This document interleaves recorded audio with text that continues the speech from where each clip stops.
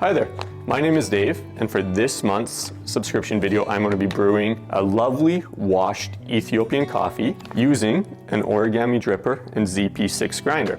The recipe I'm going to use is a very simple, and one might even say lazy person's recipe. It's going to consist of using 20 grams of coffee ground at 5.5 on the ZP6. I'm going to do two 60-gram blooms. So I'm just going to do two initial pours of 60 grams, 30 seconds apart.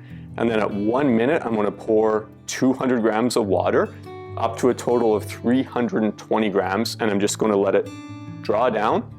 And that's it. Going to be left with a lovely cup of coffee.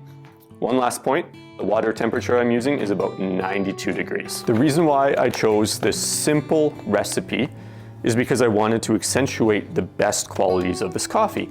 And that is to bring out a lively, bright cup with sparkling kind of iced tea acidity. So in tasting this coffee, it's now an opportunity for me to give you a sneak peek on a new product that will be coming from Origami. Ply and I were just in Japan a few weeks ago and we visited the Origami factory.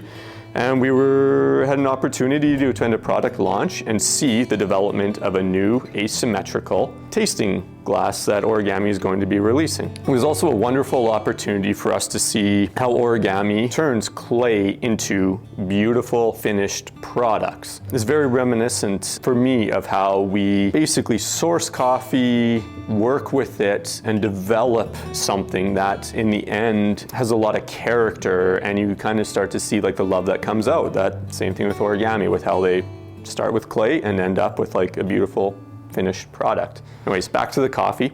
The goal of this recipe was to make something that was bright, lively, while keeping it simple, and this cup delivers that in spades. I hope you enjoy this coffee, and thanks for watching.